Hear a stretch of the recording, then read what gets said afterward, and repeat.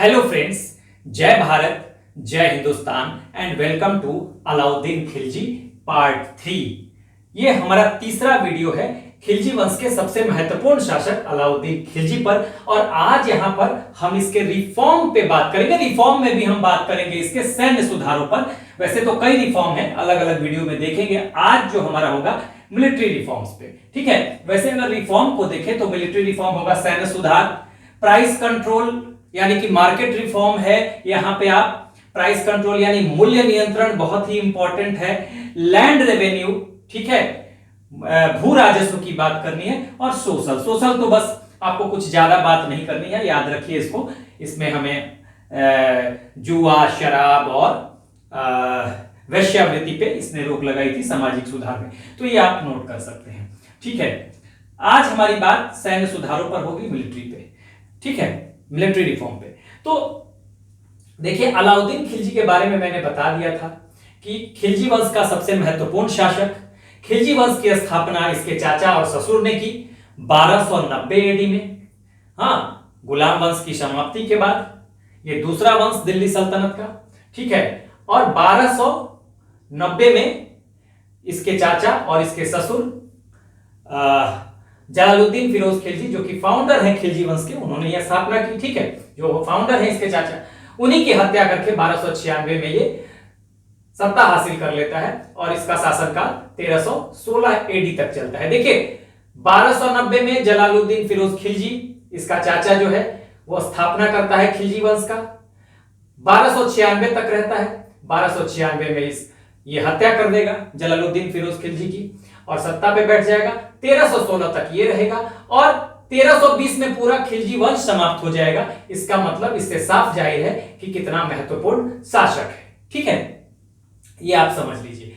वैसे भी मैंने बता दिया था आपको पहले भी कि दिल्ली सल्तनत में सबसे पहला वंश गुलाम वंश, जिसकी स्थापना मोहम्मद गोरी के खिलाफ, मैंने बताया था कि 3 मुस्लिम आक्रमणों को हम देखेंगे कि सफल आक्रमण। पहला अरबों का अटैक होता है जब मोहम्मद बिन कासिम आता है, ठीक है, 712 एडी में। और आज का जो पाकिस्तान है, वहीं पे जो सिंध है, उस एरिया पे अटैक करेगा, लेकिन मुस्लिम सत्ता की स्थापना नहीं हो पाएगी।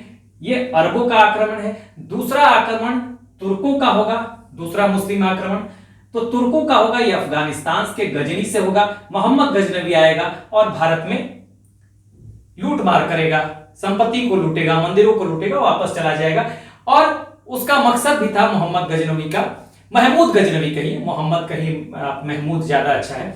तो गजनवी आता है इस गजनी से अफगानिस्तान की, ये तुर्क है, ठीक है। इन्होंने अफगानिस्तान पे अपनी पकड़ बनाई हुई है। तो पहला तुर्क आक्रमण और दूसरा मुस्लिम आक्रमण गजनी से, ठीक है, आता है, लूटता है और चला जाता है। इसका मकसद नहीं था कि भारत में मुस्लिम सत्ता की स्थापना की जाए, तो इसलिए मुस्लिम सत्ता की स्थापना नहीं की जाती। तीसरा तुर्क आक्रमण होगा, यही गौर साम्राज्य, जब यही गोर है, यहां पर ये गजनी है, ये गोर है अफगानिस्तान में। तो ये तीसरा मुस्लिम आक्रमण और दूसरा तुर्क आक्रमण, मोहम्मद गोरी आएगा। जब मोहम्मद गोरी का आक्रमण होता है, उस समय ये गजनी भी गोर साम्राज्य का पार्ट है। तो ये अफगानिस्तान से मोहम्मद गोरी आएगा और उसके बाद इसका जो स्लेव है, सबसे प्रिय स्लेव कुतुबुद्दीन ऐबक, वो भारत में दिल्ली सल्तनत की स्थापना कर देगा 1206 एडी में, ठीक है। तो दिल्ली सल्तनत की स्थापना मतलब गुलाम वंश की स्थापना करेगा। दिल्ली सल्तनत का पहला वंश गुलाम वंश। तो या तो दिल्ली सल्तनत की स्थापना किसने की, तो भी आंसर आपका कुतुबुद्दीन ऐबक। अगर गुलाम वंश कहा जाए तो भी आपका आंसर जो होगा कुतुबुद्दीन ऐबक। तो पहला वंश दिल्ली सल्तनत का गुलाम वंश, दूसरा वंश खिलजी वंश जिसे हम पढ़ रहे हैं, और इसके बाद तीसरा वंश तुगलक वंश, चौथा वंश लोधी सैयद वंश और पांचवा वंश लोधी वंश, ठीक है। गुलाम वंश,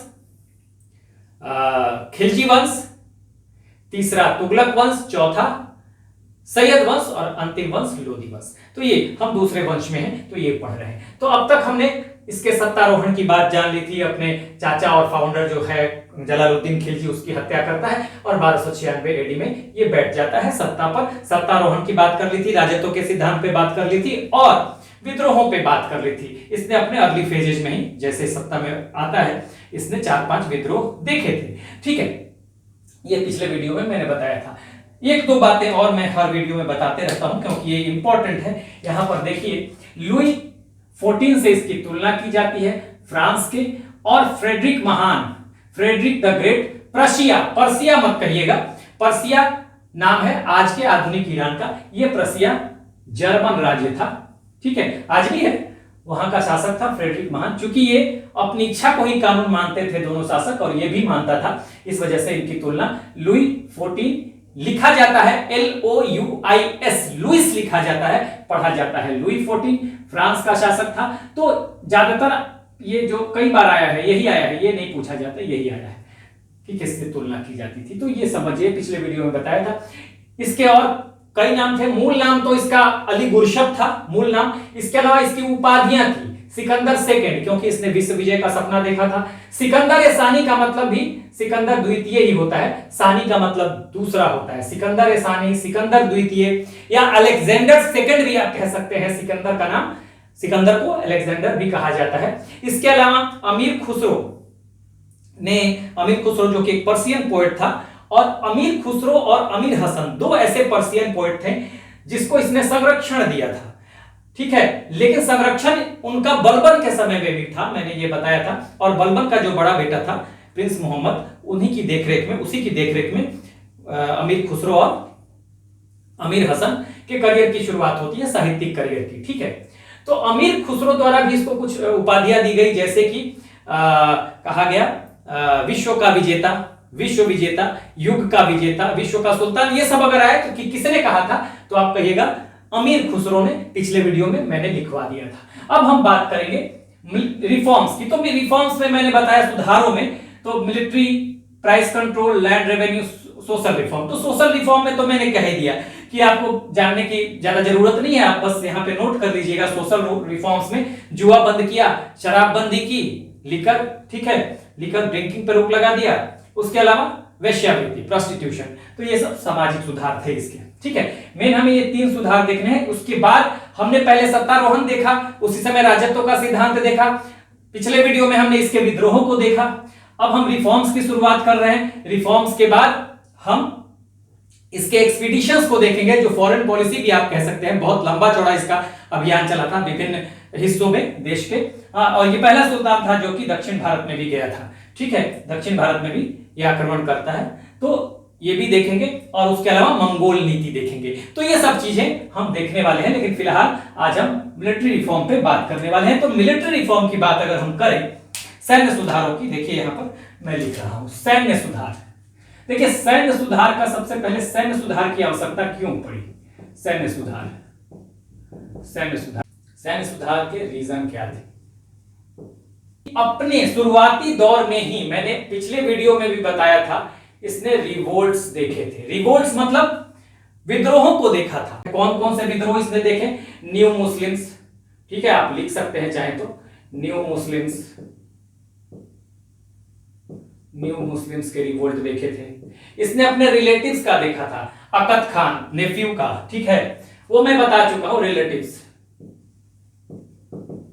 रिलेटिव्स में के अलावा इसने देखा था हाजी मौला का, हाजी मौला जो दिल्ली का कोतवाल था।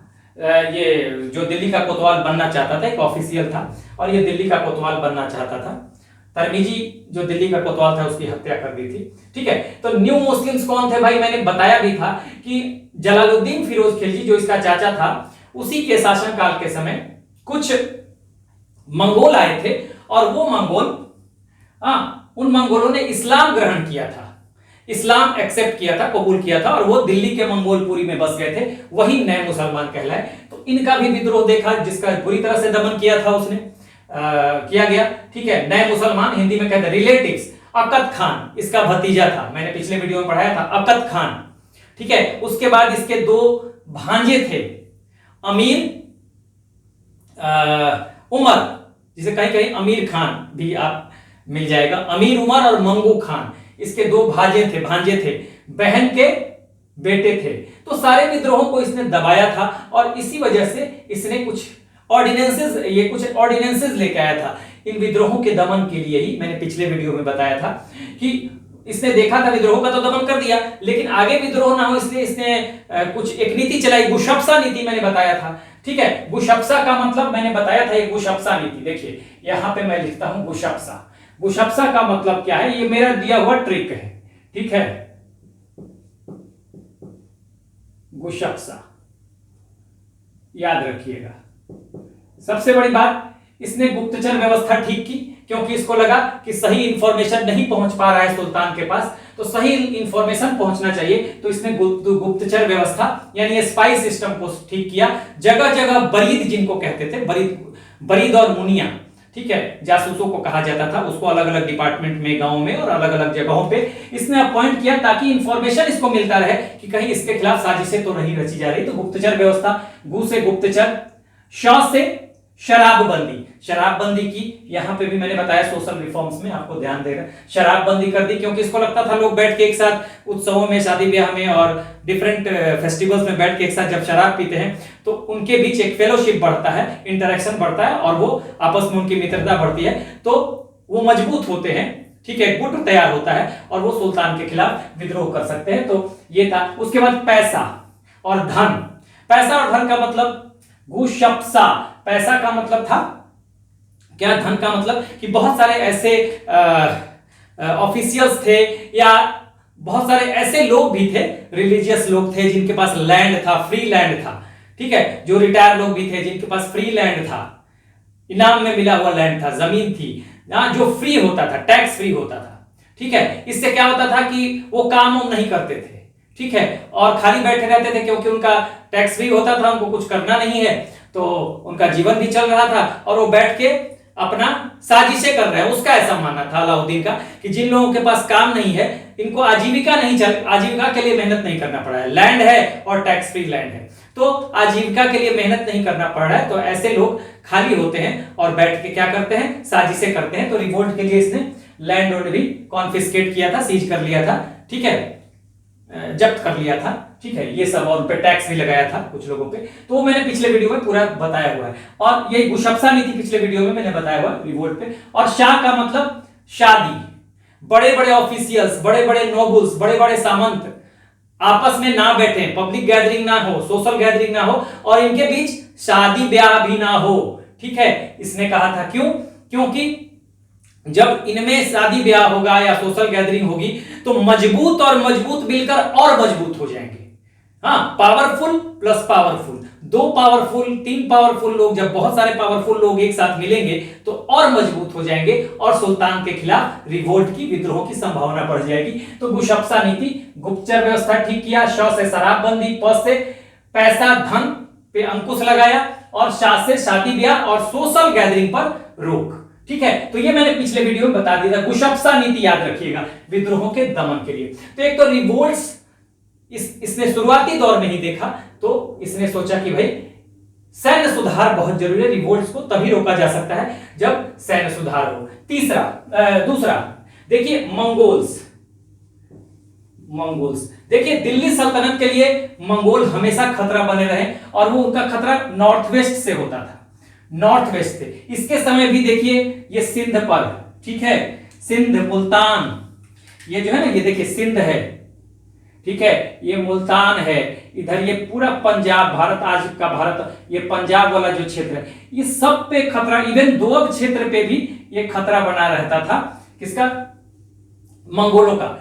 आपको मैंने बताया था कि किस तरह से मंगोलों को चंगेज खान का ने ख्वारिज्म साम्राज्य को नष्ट कर दिया था, इल्तुतमिश के समय की बात है। और फिर उसका बेटा भागा था सिंध की तरफ और जलालुद्दीन मकबरनी, और वो सिंध की तरफ आया था तो चंगेज खान ने आक्रमण किया था, यहाँ ख्वारिज्मी एम्पायर था, ठीक है, तो मंगोलों का आक्रमण था। तो यहाँ पे ख्वारिज्म का जो राजा था वो कैस्पियन सागर की तरफ भागा था, जबकि इसका ख्वारिज्म का जो राजकुमार था वो सिंध की तरफ आ गया था। तो चंगेज खान पीछा करते करते ये मंगोल आ गए थे यहाँ पर, लेकिन और इन्होंने दिल्ली में इधर शरण मांगी थी इल्तुतमिश से, इसके बेटे ने, जलालुद्दीन मकबरनी ने, मैंने पढ़ाया हुआ है, जलालुद्दीन मकबरनी ने। हुआ क्या था कि ये ख्वारिज्म एम्पायर है, समझ जाइए, मंगोलों ने इसको खत्म कर दिया चंगेज खान के नेतृत्व में। ख्वारिज्म का जो राजा है, ख्वारिज्म शाह, वो भागता है कैस्पियन सी की तरफ, जबकि इसका बेटा जलालुद्दीन मकबरनी भागता है सिंध की तरफ, ठीक है। यहां पे आके ये इल्तुतमिश से मांग रहा था, ये पनाह, शेल्टर मांग रहा था इधर दिल्ली की तरफ, दिल्ली सल्तनत में, लेकिन इल्तुतमिश ने मना कर दिया, ये कह के कि क्लाइमेट अच्छा नहीं है आपके लिए, इसलिए हम आपको शेल्टर आश्रय नहीं दे सकते। और इस तरह से इसने मंगोलों के का खतरा टाला था शुरुआती दौर में ही, जब दिल्ली सल्तनत अभी नया था उस समय इल्तुतमिश ने, तो मंगोलों का खतरा बराबर बना हुआ था। अलाउद्दीन के समय भी, आप आगे जब हम मंगोल नीति को देखेंगे तो 5-6 हमले हुए थे मंगोलों के, ठीक है। तो ये रीजन था, एक तो रिवोल्ट को कंट्रोल करने के लिए मंगोलों का खतरा बहुत बढ़ गया था, तो ये भी था रीजन। और उसके बाद इसका जो राजत्व का सिद्धांत था निरंकुशता, इसका जो राजत्व का सिद्धांत मैंने बता दिया था, राजत्व के सिद्धांत में निरंकुशता थी, ठीक है, निरंकुशता। तो बलबन भी निरंकुश था, मैंने बताया था। डेस्पोटिज्म राजत्व के सिद्धांत में, ठीक है। तो इस निरंकुशता को कैसे बनाए रखेगा? सेना के थ्रू ही बनाए रखेगा, ठीक है। विद्रोहियों पे सेना से ये करेगा, अटैक करेगा, ठीक है। अगर विद्रोह होता है तो सेना का ही तो इस्तेमाल करेगा। मंगोल आक्रमण करते हैं, सेना का ही इस्तेमाल करेगा। मंगोल बहुत बड़े खतरे थे।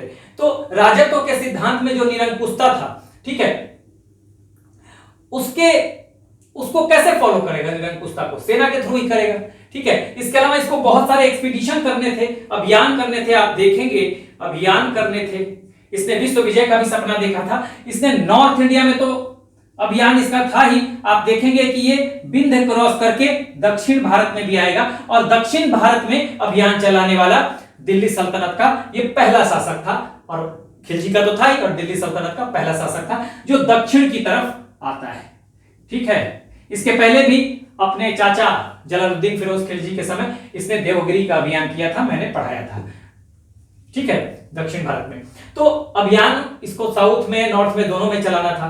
निरंकुशता का सिद्धांत, राजत्व का सिद्धांत क्या था? निरंकुशता पे आधारित था। ये क्या कहता था कि भाई, ये बलबन क्या कहता था? बलबन कहता था कि हम खुदा के प्रतिनिधि हैं, ईश्वर के प्रतिनिधि हैं, ठीक है। उसको कहता था वो नियामते खुदाई, खुदा का प्रतिनिधि, रिप्रेजेंटेटिव ऑफ गॉड, बलबन कहता था। बलबन कहता था कि वो जिल्ले इलाही है, शेडो ऑफ गॉड, यानी खुदा की छाया है, ईश्वर की छाया है। वो पैगंबर के बाद सुल्तान का स्थान मानता था। लेकिन अलाउद्दीन खिलजी के बारे में मैंने बताया था, उसके राजत्व के सिद्धांत में, राजत्व का सिद्धांत ऐसे लिख लीजिए, राजत्व का सिद्धांत, उसका राजत्व सिद्धांत, थियरी ऑफ किंगशिप, राजत्व का सिद्धांत जो है ये क्या था भाई? ये निरंकुशता पर आधारित था, निरंकुशता, ठीक है।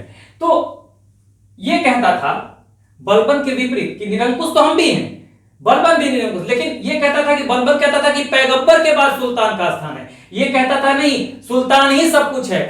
सुल्तान जो है वो शक्ति से शासक बनता है, कोई भी व्यक्ति शक्ति से सुल्तान बनता है, ताकत से, पावर से। जब तक उसका पावर रहेगा वो सुल्तान बना रहेगा, ठीक है। इसके राजत्व के सिद्धांत में इसने ये भी कहा कि सुल्तान का कोई सगा संबंधी नहीं होता, किंगशिप नोज नो किनशिप, ठीक है, किंगशिप नोज नो किनशिप, कोई सगा संबंधी नहीं होता। तो ये भी इस बात इसने कही थी अपने राजत्व के सिद्धांत में। तो आप लिख भी सकते हैं, मैं इसको थोड़ा, इसके राजत्व के सिद्धांत में देखिए 2-3 बातें यहां पे आपको मिलेंगी। निरंकुशता है, ये कहेगा सुल्तान का संबंधी कोई नहीं होता, ठीक है, थोड़ा थोड़ा देख लीजिए, ठीक है। इसने धर्म और राजनीति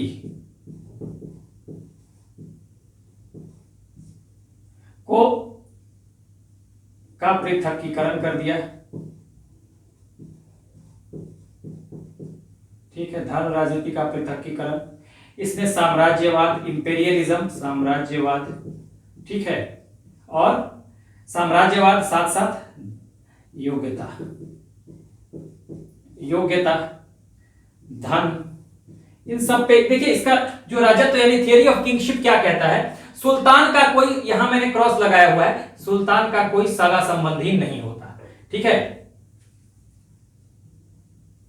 देखिए हम कोई भी चीज बहुत ही समझ के पढ़ेंगे, ठीक है, कई बार चीजें रिपीट होंगी, लेकिन इससे आपकी समझ बढ़ेगी, कॉन्सेप्ट जरूरी है। तो ये सुल्तान का कोई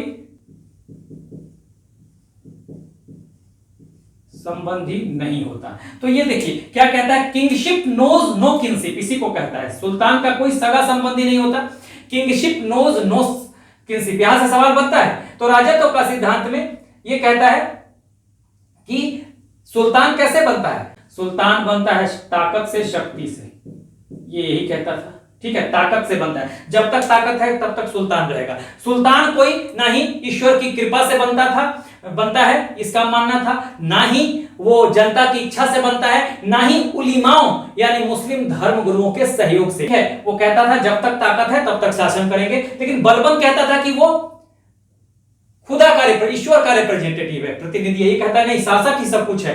धर्म और राजनीति का पृथकीकरण यानी separation of religion and politics इसने कर दिया, ठीक है। ये सब रीजन में आप दे सकते हैं इसके, ठीक है, क्योंकि उसने क्या कहा कि धर्म अलग है, उसके विषय अलग हैं, शरीयत यानी इस्लामिक लॉ के विषय अलग हैं, और शासन प्रशासन के नियम अलग हैं, धर्म का राजनीति से कोई लेना देना नहीं है। तो देखिए इन सबको निरंकुशता से कैसे लागू करेगा, कोई निरंकुश शासक कैसे हो सकता है, अगर उसके पास अच्छी सेना होगी तभी वो निरंकुशता या तानाशाही रख सकता है। साम्राज्यवाद का मतलब क्या, इंपेरियलिज्म, लगातार विस्तार करना है, यानी हमें क्षेत्रों को बढ़ाना है, जीतते जाना है। तो साम्राज्यवाद का अगर ये इसके राजत्व के सिद्धांत में साम्राज्यवाद भी शामिल है तो अच्छी सेना चाहिए, हाँ बड़ी सेना चाहिए, ठीक है।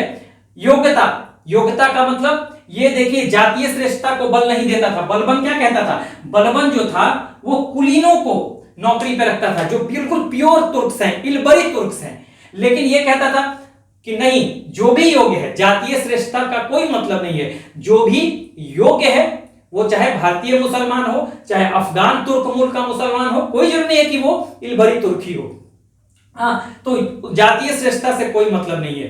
कुलीन हो, ऊंचे कुल में पैदा हुआ हो, नीचे कुल में पैदा हुआ, अगर वो योग्य है तो सेना में भर्ती होगा, और सेना में ही नहीं प्रशासन में के भी अलग अलग पदों पे उसको रखा जा सकता है। और धन, इसने क्या कहा था कि धन बहुत जरूरी है, ठीक है, धन। और एक बात समझिए, मनी, कि राजत्व के सिद्धांत में धन को भी इसने इंपॉर्टेंस दिया है। क्यों?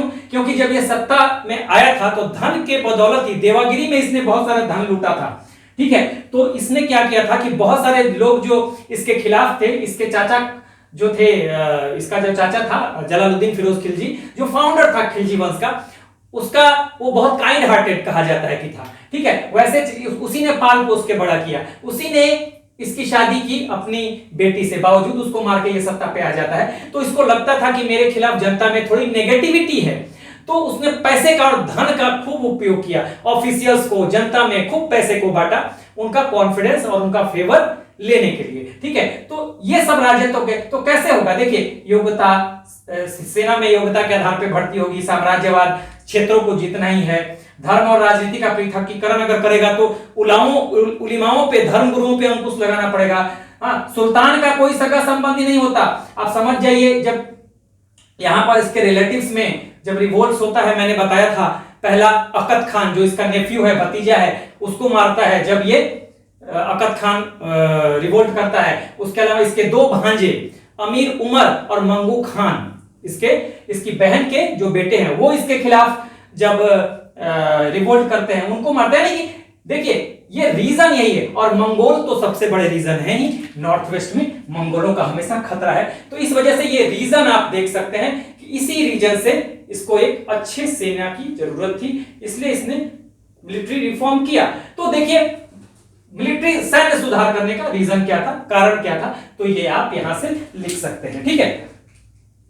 तो ये रीजन, क्योंकि इसको अपने राजत्व के सिद्धांत को भी तो देखना है, इसका जो राजत्व का सिद्धांत है उसको भी तो देखेगा, उसी के हिसाब से सैन्य सुधार करेगा भाई, तो इसको सेना की जरूरत पड़ेगी, ठीक है। राजत्व के सिद्धांत को फॉलो करने के लिए भी सेना की जरूरत पड़ेगी, ठीक है। अब ये क्या करता क्या है, ये तो ये हो गया। अब देखिए इसने क्या किया इसके लिए,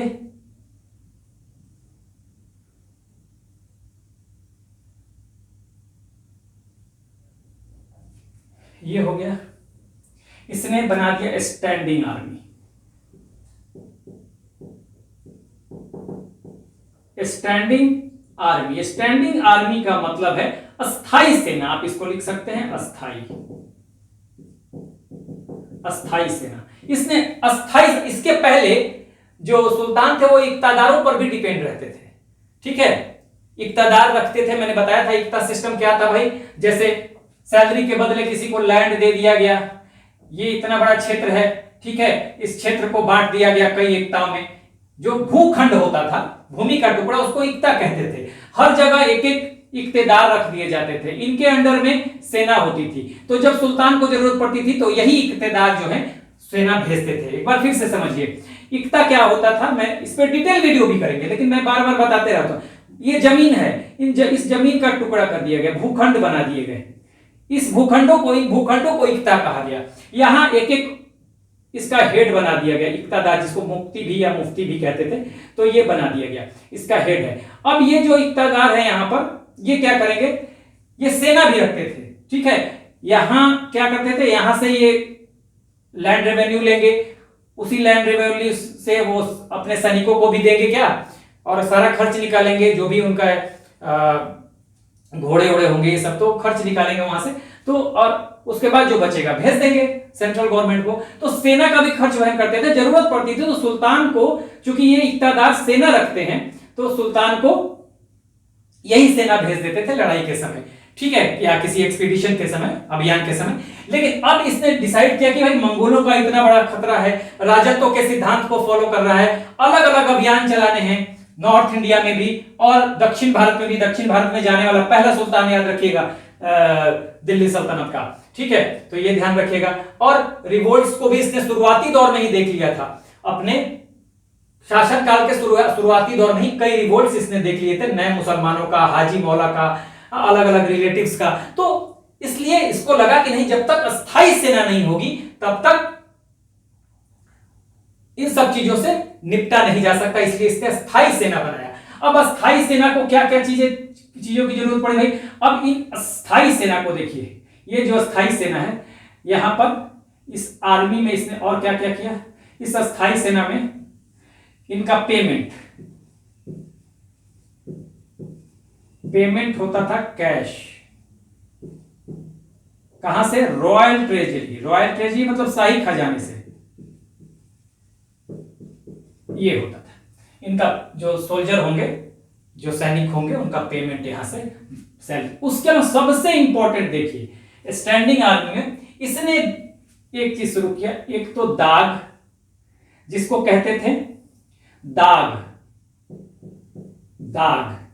उसके बाद एक होता था हुलिया, ठीक है। दाग और हुलिया सेना में शुरू किया, इंट्रोड्यूस किया। सवाल पूछा जाए कि दाग और हुलिया किसने शुरू किया था, तो अलाउद्दीन खिलजी ने। दाग और हुलिया क्या था, देखिए, दाग का मतलब ये होता, अगर अंग्रेजी में कहें, ब्रांडिंग ऑफ हॉर्सेस,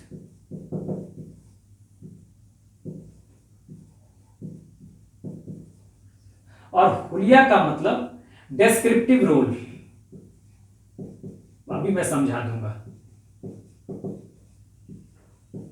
डिस्क्रिप्टिव, देखिए, branding of horses, branding of दाग का मतलब एक घोड़े पे एक ब्रांड लगा दिया गया पहचान के लिए, क्योंकि देखिए सेना बहुत बड़ी हो रही है, इसकी सेना बहुत बड़ी थी।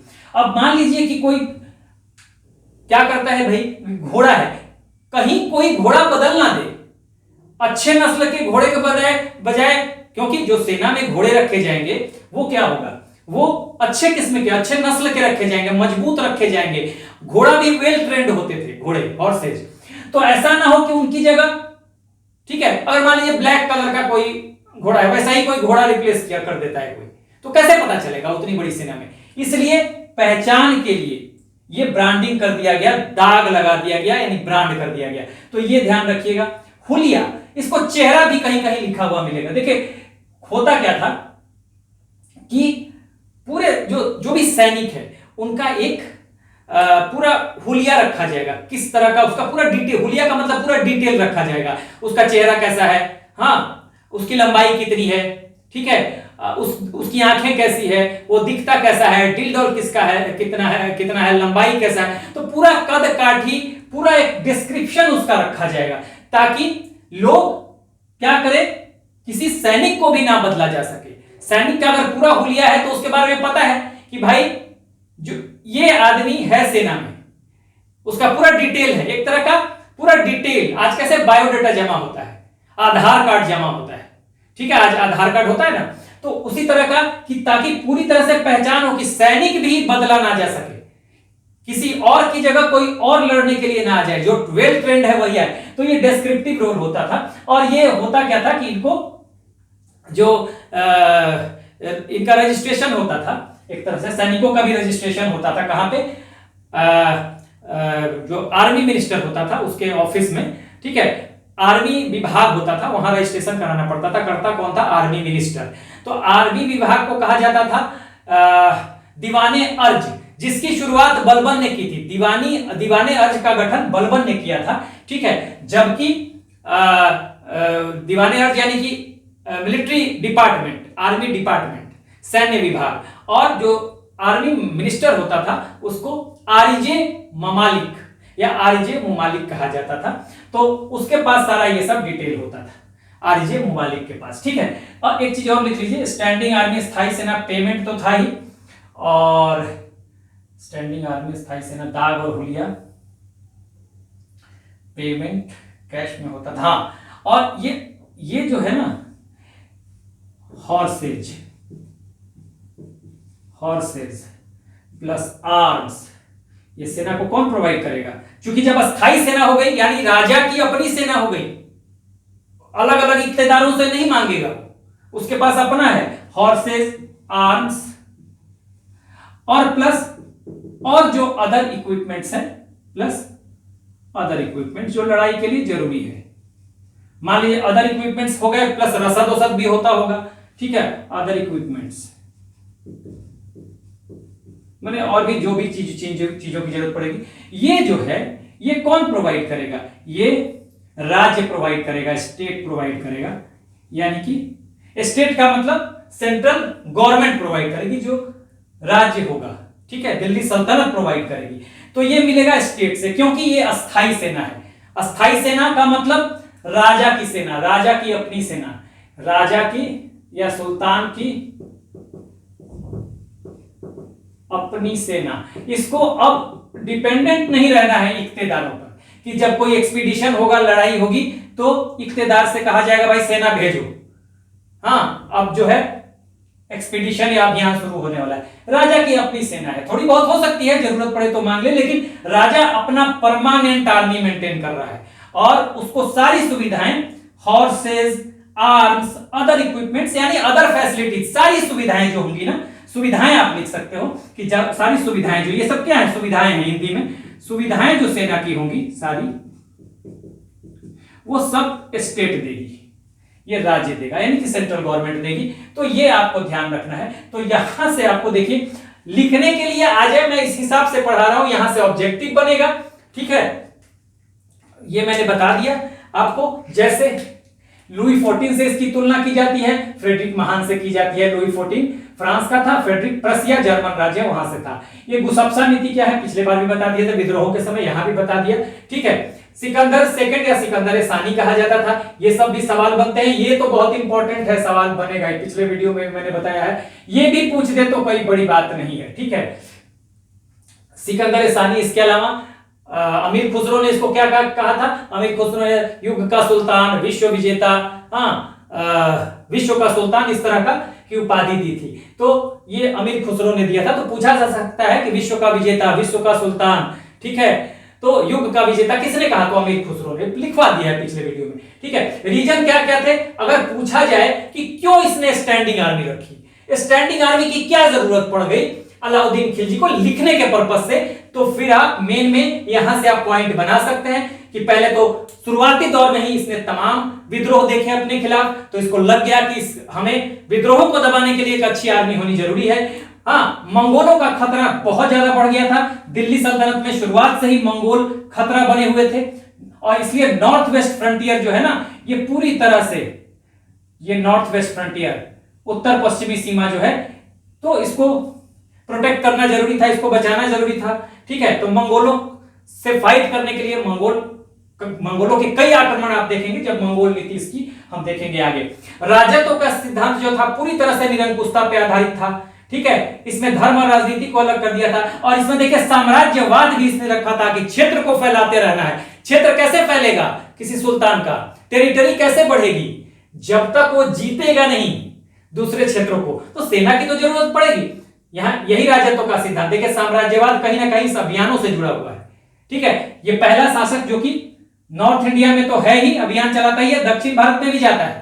ठीक है, तो ये आपको ध्यान रखना है। यहां से रीजन आप, इसीलिए इसने बनाई अस्थाई सेना। ठीक है, तो अस्थाई सेना, हाँ अस्थाई सेना इसके पास थी। आपके पास 4 ऑप्शन दे देता है, यहां से ध्यान रखिएगा कि कुतुबुद्दीन ऐबक, बलबन, जलालुद्दीन फिरोज खिलजी और अलाउद्दीन खिलजी में से किसके पास अस्थाई सेना थी? तो इसके पास परमानेंट आर्मी है। ठीक है, ये बहुत इंपॉर्टेंट है। दाग क्या था, हुलिया क्या? देखिए छोटे एग्जाम पूछेगा कि दाग और हुलिया प्रथा किसने चलाई? तो अलाउद्दीन खिलजी ने।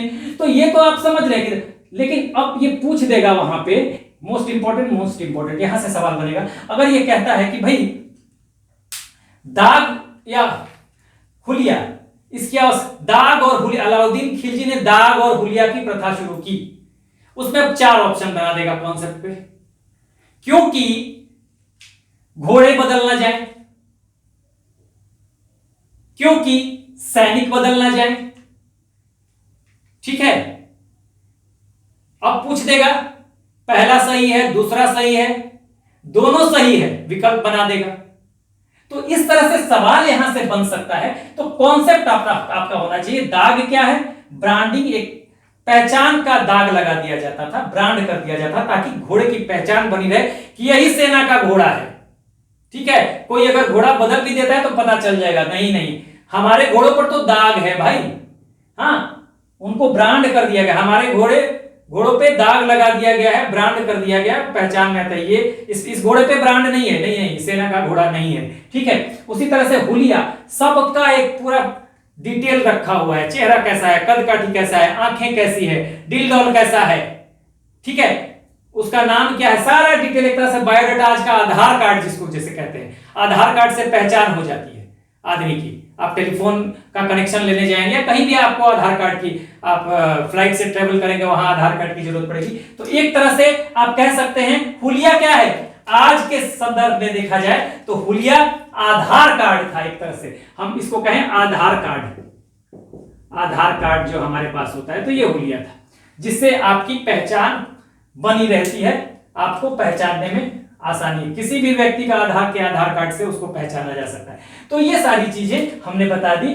ठीक है, अब यहां से आप लिख सकते हैं स्टैंडिंग आर्मी, दाग, हुलिया बहुत इंपॉर्टेंट है। अब हम आगे जो देखेंगे मूल्य नियंत्रण, लैंड रिवेन्यू, सोशल, तो मैंने बता ही दिया, सोशल को जानने की जरूरत नहीं है।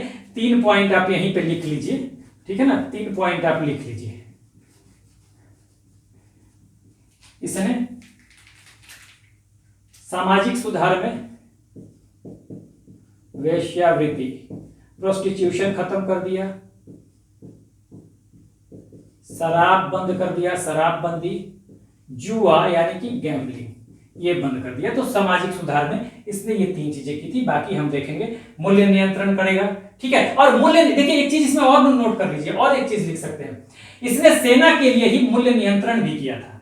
ये सेना के लिए ही, सेना की सुविधा के लिए, देखिए यहीं पे लिख देता हूं, इसने मूल्य नियंत्रण भी किया था, जो कि हम आगे पढ़ेंगे, ये भी इंपॉर्टेंट है। तो एक पॉइंट ये भी बन जाएगा कि सेना के लिए ही इसने मूल्य का नियंत्रण भी किया। कहा जाता है कि वो उस समय के हिसाब से जो प्राइसेस थी, हाँ, तो साधारण सैलरी में भी पूरा खजाना खाली हो जाता, इसलिए उसने क्या किया, प्राइसों को बहुत नीचे कर दिया।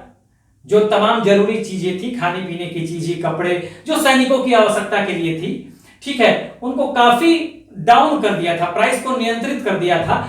और कहा जाता है कि जितने दिन ये शासनकाल इसका रहा, तो इन जरूरी चीजों के जो प्राइस हैं वो बिल्कुल स्थिर रहे, कांस्टेंट रहे, जिससे सैनिकों को मेंटेन करने में अलाउद्दीन खिलजी को बड़ी आसानी हुई। और कम सैलरी देकर भी इसने एक बड़ी सेना रखी।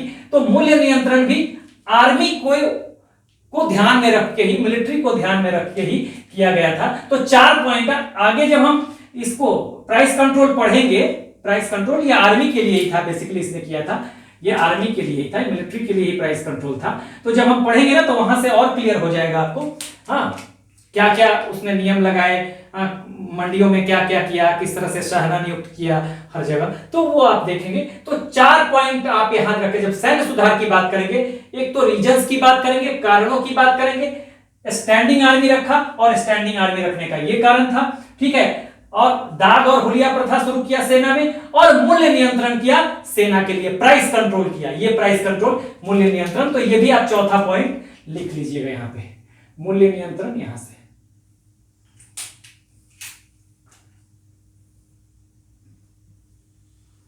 मूल्य नियंत्रण, तो इस तरह से हमने मूल्य नियंत्रण, ये भी सेना से ही संबंधित था। तो ये सारा 4 पॉइंट आपको जब भी सैन्य सुधार की बात करेंगे, कारणों को लिखेंगे, हाँ, स्टैंडिंग आर्मी उसने मेंटेन किया ये लिखेंगे, आर्मी में उसने दाग और हुलिया की प्रथा शुरू की, यानी branding of horses and descriptive role of soldiers, ठीक है, मिलिट्री मैन आप कह सकते हैं, और मूल्य नियंत्रण। तो ये सारी चीजें जो हैं ये सैन्य सुधार में, ठीक है, सैन्य सुधार में आएगी, सैन्य सुधार। तो सैन्य सुधार में आप इसको ऐसे कर लीजिए, यहां से ये सैन्य सुधार, ठीक है।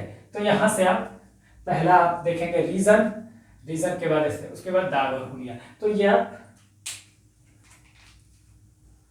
देख लीजिए, एक बार लीजिए स्क्रीनशॉट। चलिए, तो अब नेक्स्ट वीडियो में हम बात करेंगे प्राइस कंट्रोल की। So this is the end of the video. Do like, share and subscribe. Take care, keep smiling. जय हिंद।